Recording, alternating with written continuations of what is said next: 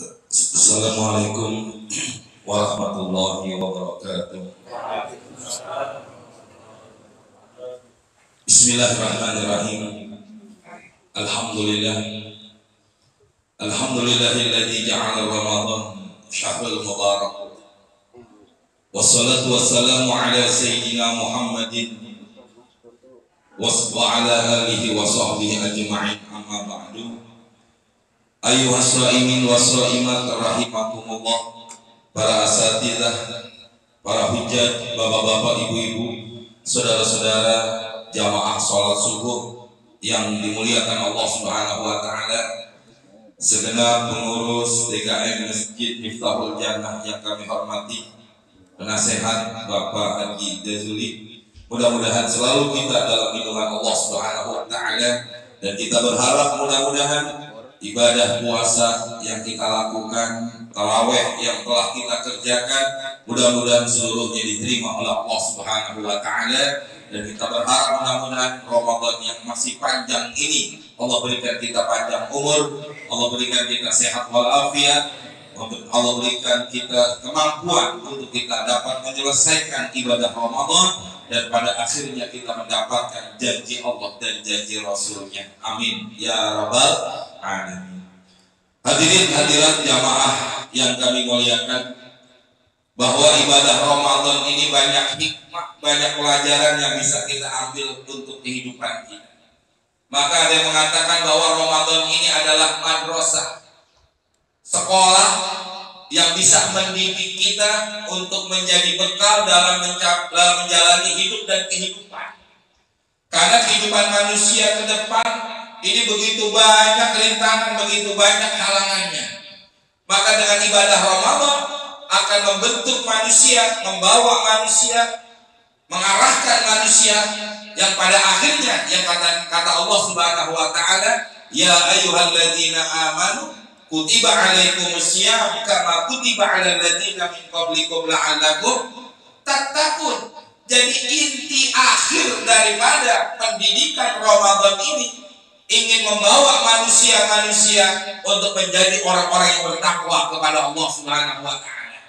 Karena tidak ada kemuliaan, tidak ada ketinggian, tidak ada derajat yang paling dihormati oleh Allah Subhanahu wa taala kecuali adalah derajat takwa.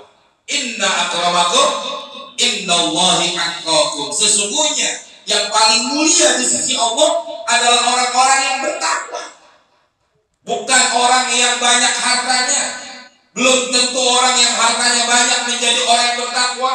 Belum tentu orang yang begitu tinggi jabatan, pangkat, dan kedudukannya akan menjadi mulia di sisi Allah, kecuali itu semua kalau dibawa untuk menjadi orang-orang yang bertakwa kepada Allah Subhanahu wa taala.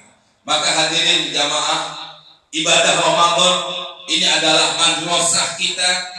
Allah ingin didik kita, Allah ingin mengarahkan kita dalam sebulan Ramadan, membentuk jiwa-jiwa yang menjadi orang yang bertakwa kepada Allah Subhanahu wa taala.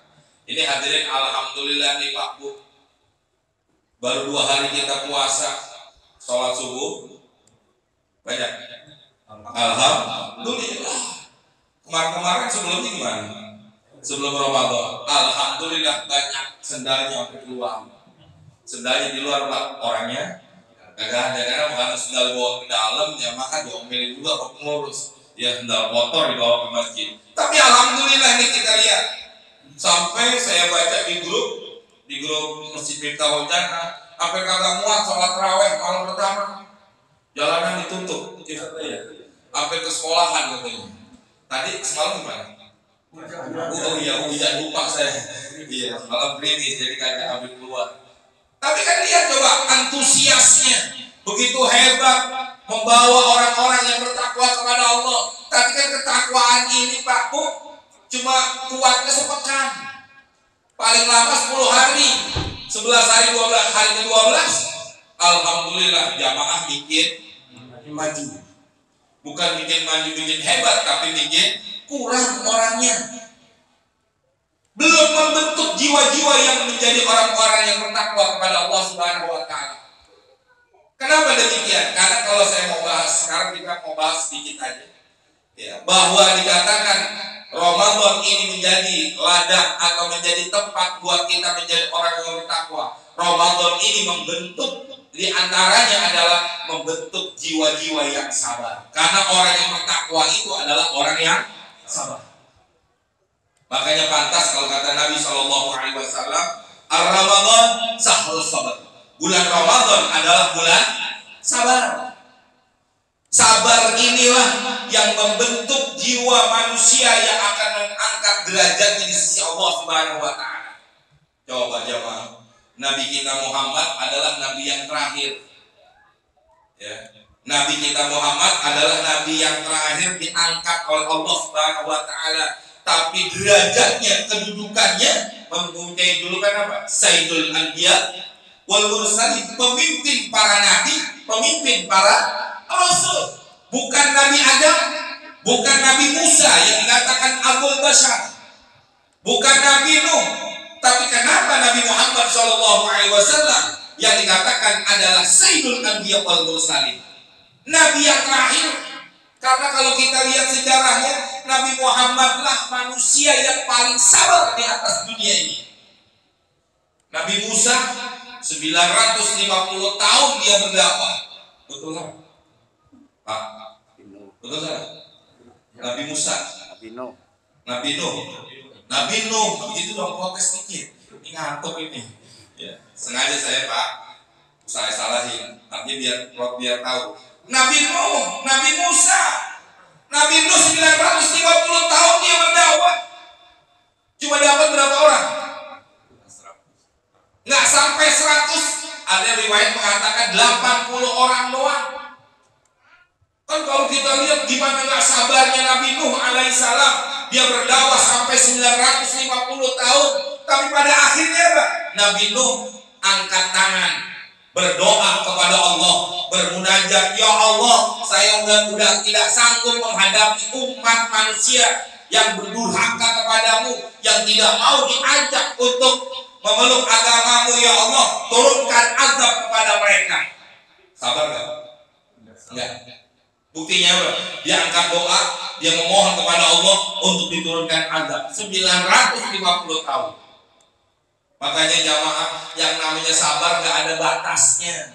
Ini kadang-kadang ada orang berpikir begini, Pak Bu, sekali sabar, 2 kali sabar, 3 kali asa golok. Itu namanya gak sabar Pak Bu. Kalau yang namanya sabar gak ada batasnya, terus selamanya. Kayak Nabi kita Muhammad SAW, bagaimana tidak sabarnya Nabi kita Muhammad, dihujat, dicaci maki, difitnah, bahkan diancam untuk dibunuh. Nabi Muhammad sabar.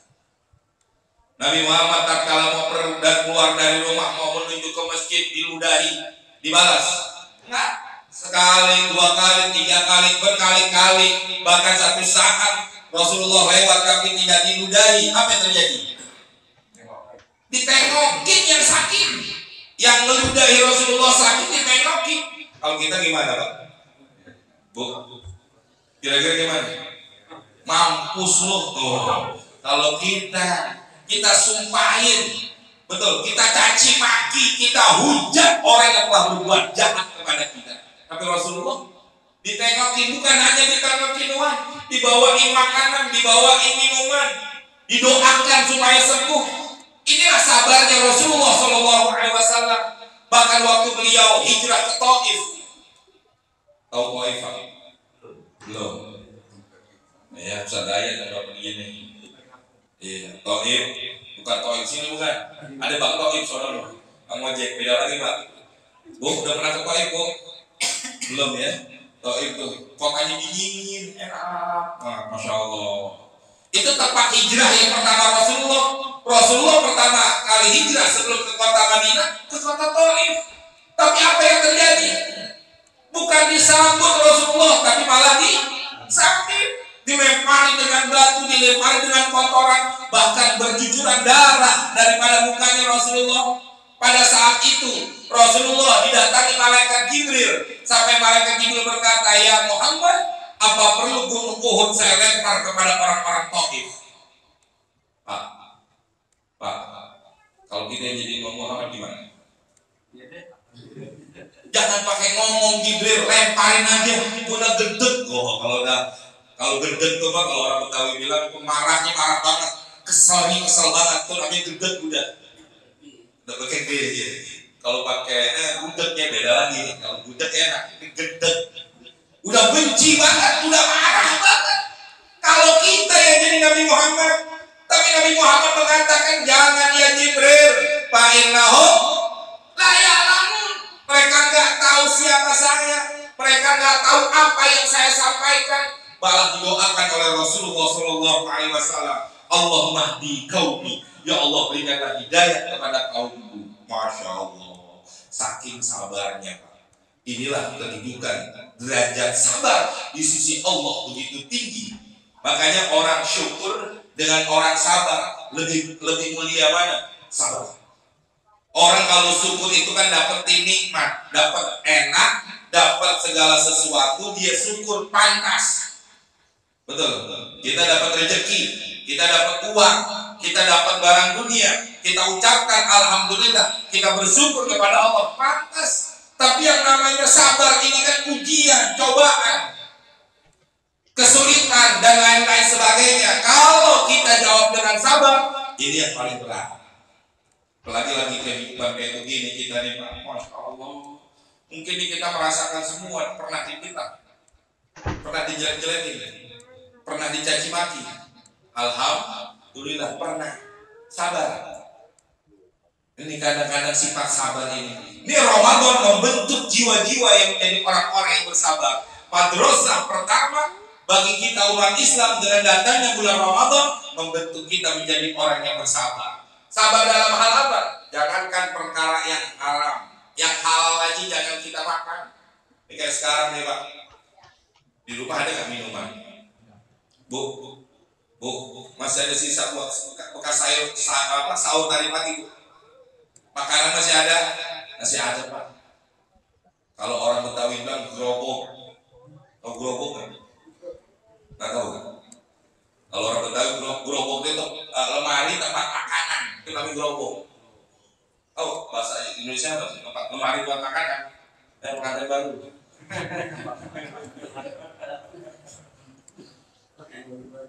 Iya baru kemarin ya. Lagi mau puasa nikah, repot udah. Hati-hati. Hati siang-siang. Ya, terkena kafarot nah. Iya. Ntar tidur siang Jawa dikit. Yang dekat-dekat. Bayar kafarotnya berat.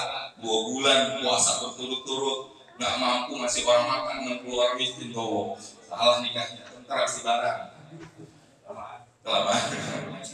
Pak, tuh kalau kita lihat kan ada makanan, ada minuman di rumah kita.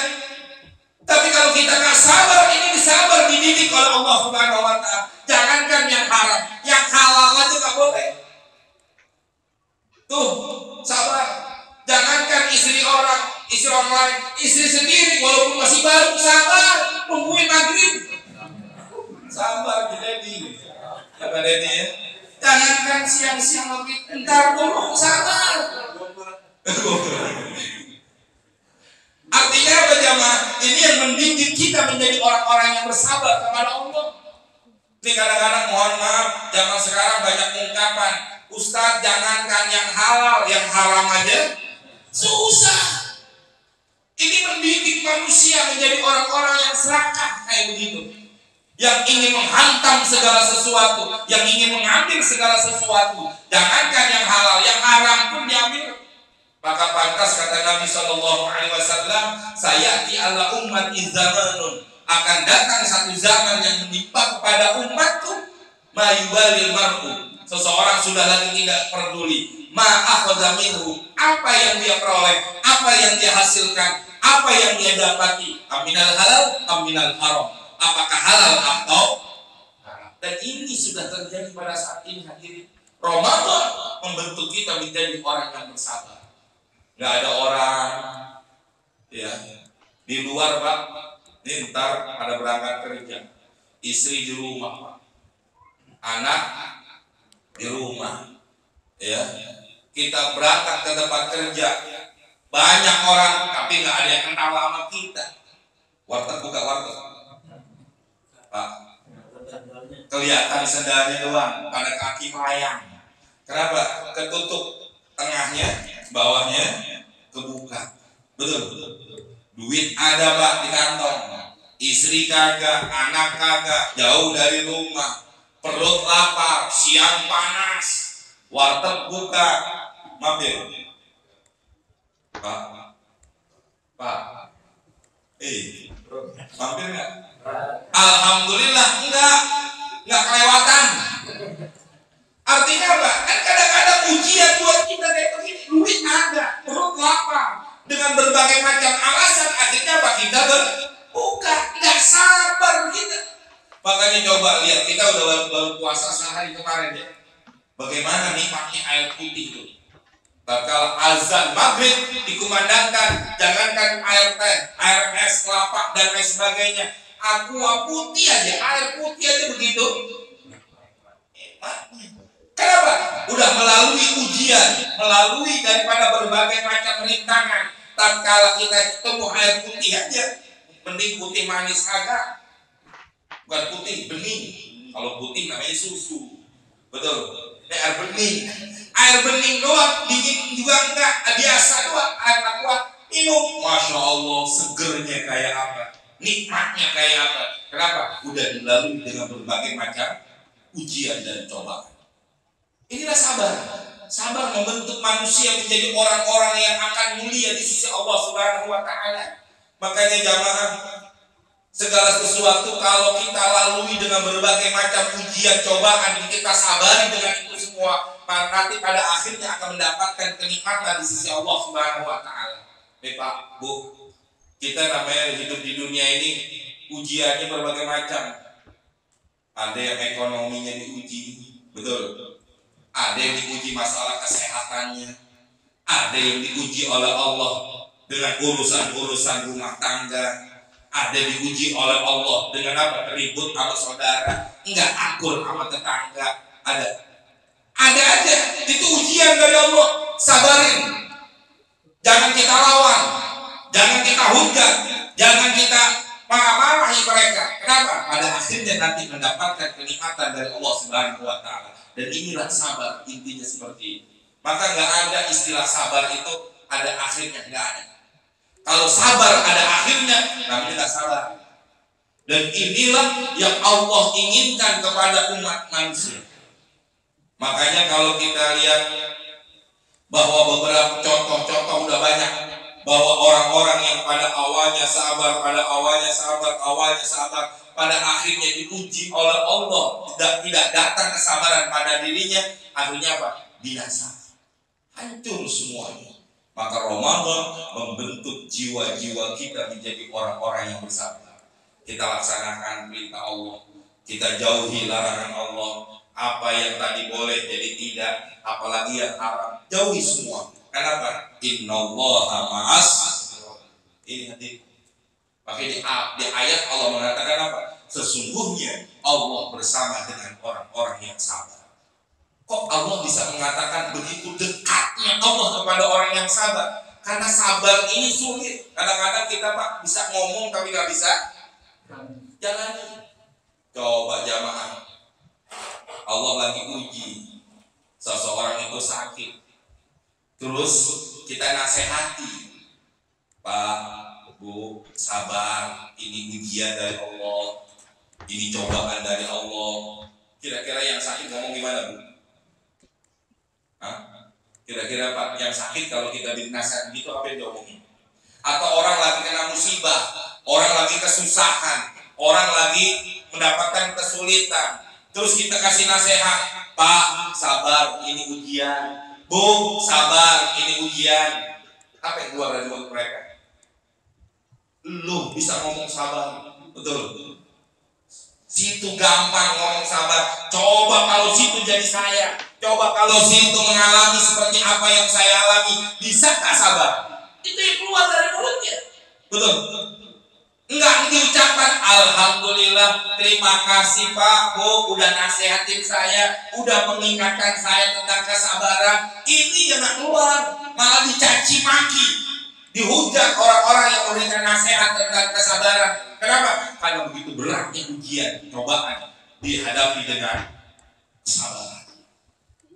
Makanya pantas kalau Allah mengatakan, Allah yang menjanjikan innallaha ma'as sabirin, sesungguhnya Allah bersama dengan orang-orang yang bersabar. Karena nggak mampu manusia, mohon maaf deh Pak Bu, sifat kita ini pengennya buru-buru.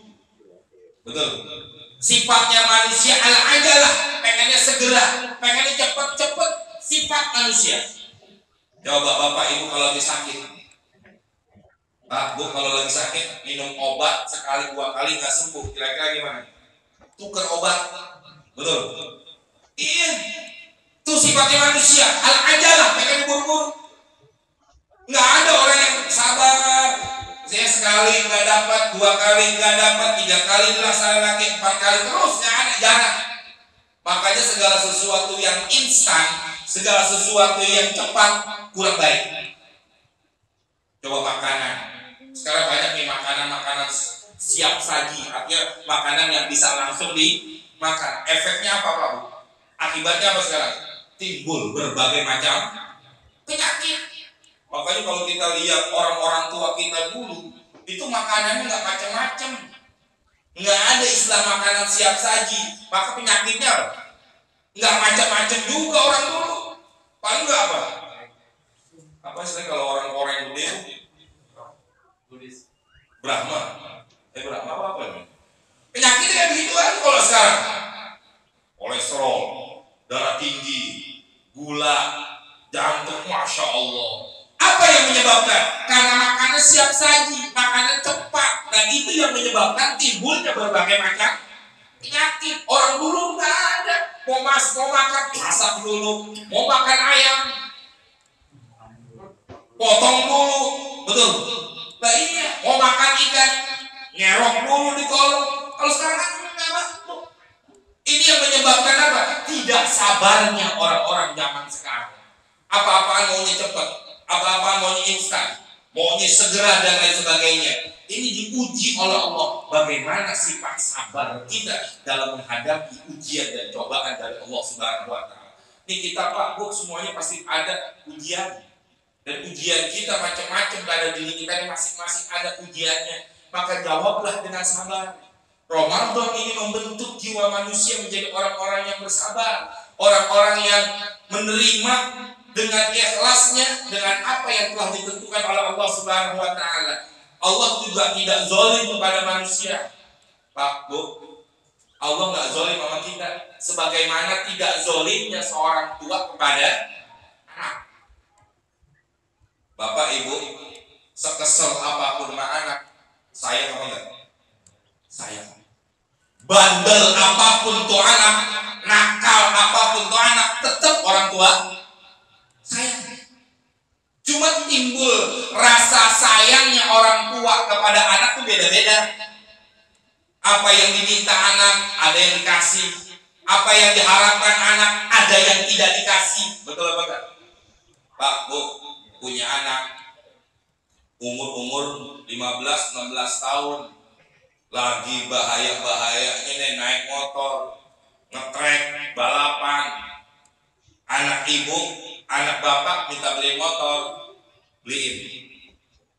Bukan kita nggak beliin karena nggak punya uang, uang ada, tapi kenapa nggak kita beliin? Takut nanti itu anak akan balap-balapan juga. Kita nggak belikan itu anak apa yang diharapkan. Bukan karena kita nggak cinta, bukan karena kita nggak sayang, tapi bentuk sayangnya orang tua menyelamatkan itu anak, tidak dibeliin motor. Betul.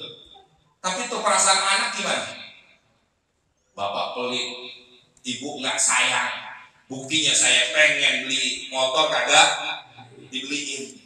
Betul. Sama kayak kita Pak sama Allah. Kita doa, ya Allah kasih saya rezeki yang banyak. Ya Allah kasih saya kaya. Kalau saya kaya kan enak. Ya Allah kalau saya rezekinya banyak enak. Saya bisa sedekah. Saya bisa bantuin tuh masjid. Saya bisa bantuin fakir miskin. Saya bisa menyantuni anak. Ngomongnya begitu Mbak. Allah kasih kaya. Enggak. Kira-kira apa Pak yang keluar dari mulut kita Bu? Allah kagak adil. Masa saya udah sholat, saya udah rajin ibadah, saya udah munajat di tengah malam, saya berdoa, kenapa Allah nggak kasih juga? Allah kagak adil. Buktinya apa? Saya muslim, saya beriman, saya beramal soleh, malah kagak dikasih kaya. Tuh ada tetangga saya, ibadahnya aja enggak. Muslim tapi sholat kagak, muslim Ramadan aja kagak, puasa kok kenapa dia dikasih kaya? Allah kagak adil. Betul. Coba sama kayak anak ngomong begitu, bapak nggak sayang, ibu nggak sayang, saya minta beli motor, kan motor saya buat sekolah, ini motor biar gampang saya kemana-mana, biar cepat tidak terlambat menuju ke sekolah. Karena anak mengatakan orang tuanya pelit, tapi orang tua tahu apa yang terbaik buat anak. Sama Allah pun demikian. Pak, siapa tuh ada sahabat Nabi yang miskin banget, tapi setiap saking miskinnya cuma punya baju satu yang dipakai. Tapi hebatnya setiap sholat berjamaah sebelum Rasulullah datang dia sudah nunggu di depan. Ngapain? Medahin sendalnya Rasulullah dan dia selalu ada di belakangnya Rasulullah Sallallahu Alaihi Wasallam. Saking miskinnya cuma punya baju satu tapi nggak pernah terlambat sholat berjamaah. Nuluh deh ini sahabat sama Rasulullah. Ya Rasul, doain aku supaya jadi saya orang kaya. Kenapa? Biar tenang saya ibadah, biar enak saya sholat. Kenapa? Kalau begini miskin susah banget mau ngapa-ngapain. Rasulullah cuekin, Rasulullah diemin, Rasulullah nggak jawab dan Rasulullah tidak tidak mendoakan. Beberapa hari kemudian datang lagi sama Rasulullah kayak begitu. Rasulullah doain apa? Saya menjadi orang kaya yang tenang. Sama nggak kayak kita? Kalau kita kaya Pak, tenang di ibadah, mau buka ada duitnya, mau beli apa aja bisa ada duitnya, mau sedekah ada duitnya. Rasulullah cuekin lagi, nggak dijawab oleh Rasulullah. Akhirnya apa? Beberapa hari kemudian, hari yang ketiga datang lagi Rasulullah. Rasulullah cuma kasih 2 ekor kambing, satu laki satu perempuan. Yang namanya kambing dia beranak mungkin banyak lagi tuh anaknya kambing. Akhirnya dia gimana? Tetap masih sholat berjamaah, tapi sholat berjamaahnya mulai ditinggalkan. Artinya apa? Terlambat. Yang tadinya sebelum Rasulullah datang dia udah datang, sekarang kambingnya makin banyak, mulai dah sholat berjamaahnya terlambat. Makin banyak lagi kambingnya, gimana? Mulai sholatnya ditinggalkan. Biasanya zuhur 5 waktu sholat berjamaah, sekarang enggak. Zuhur asar kagak berjamaah. Kenapa? Di ladang tempat dia ngangon kambing. Bikin banyak lagi kambingnya, mulai dah sholatnya di tempat ngangon kambingnya, di hutannya. Bikin banyak lagi, mulai kagak sholat. Akhirnya Rasulullah utus seorang sahabat untuk minta bayar zakat. Apa yang keluar dari mulut itu orang? Duit saya. Betul. Kerja saya boleh kerja. Kenapa saya harus bayar zakat? Coba lihat jamaah. Artinya apa? Allah lebih tahu apa yang terbaik buat kita. Pak, Bu, rezeki kita segini, alhamdulillah. Bisa sholat berjamaah? Bisa. Bisa puasa? Bisa. Akur sama saudara? Akur. Coba kalau Allah kasih kaya, lebih kaya dari ini, ke masjid gak Pak? Pak, kalau Allah kasih lebih kaya dari sekarang, ke masjid Bu? Belum tentu. Kata siapa kita ke masjid? Betul nggak? Ini sahabat, Rasulullah yang doain, Rasulullah yang mendoakan, ya dia tinggalkan. Apalagi kita, makanya ini yang dikatakan sabar ini membentuk jiwa-jiwa orang-orang yang menjadi mulia di hadapan Allah dan di hadapan manusia. Kalau bukan karena sabar, maka dunia ini sudah hancur. Kalau dengan tidak kesabaran, apalagi kita diuji dengan berbagai macam masalah-masalah di negara kita nih Pak. Sabar aja dulu. Mau di apapun bagaimanapun sabar. Kenapa? Karena sabar ini membentuk jiwa-jiwa yang menjadi mulia. Ya, alhamdulillah. Masih ada lagi sebenarnya, ada 4 hikmah yang ingin saya sampaikan, tapi nggak memungkinkan semuanya pada hari ini. Insya Allah nanti lain waktu saya akan sambung lagi tentang hikmahnya Ramadan. Pertama sabar, nanti ada ikhlas, ada istiqomah, ada lain-lain sebagainya. Nanti lain waktu akan saya sambung lagi, mudah-mudahan. Ya cukup sampai sini Pak Bu. Haus juga saya ngomong. Ngapain ini? Saya mau terusin tadi sampai setengah jam 6 biar isyak bareng-bareng nggak kuat. Yang kedua suara saya lagi habis juga ini. Mohon maaf. Ya mudah-mudahan apa yang saya sampaikan ini ada manfaatnya dan mudah-mudahan kita menjadi Allah jadikan kita orang-orang yang bersabar. Mudah-mudahan Allah angkat derajat kita, Allah muliakan kita dan kita doakan mudah-mudahan kita nih senantiasa Allah berikan panjang umur, Allah sehatin badan kita, mudah-mudahan Allah jauhi daripada musibah, bala, penyakit, fitnah termasuk virus yang ada. Mudah-mudahan keluarga kita, jamaah kita yang pada kurang sehat, Allah angkat penyakitnya, Allah sehatin badannya. Orang tua kita, keluarga kita, guru-guru kita, mobil khusus orang-orang yang berjasa dengan Masjid Miftahul Jannah yang telah meninggal dunia, mudah-mudahan dijadikan kuburnya roboh min riyadil jannah. Anak-anak kita menjadi anak yang soleh dan solehah. Bihadiniya wa ila hadratin Nabi al-Fatihah. A'udzu billahi minasyaitonir rajim. Bismillahirrahmanirrahim. Alhamdulillahirabbil alamin arrahmanir rahim maliki yaumiddin. Iyyaka na'budu wa iyyaka nasta'in. Ihdinas siratal mustaqim. Siratal ladzina an'amta 'alaihim ghairil maghdubi 'alaihim waladdallin. Amin. Terima kasih, mohon maaf sebelumnya. Billahi taufiq wal hidayah. Assalamualaikum warahmatullahi wabarakatuh.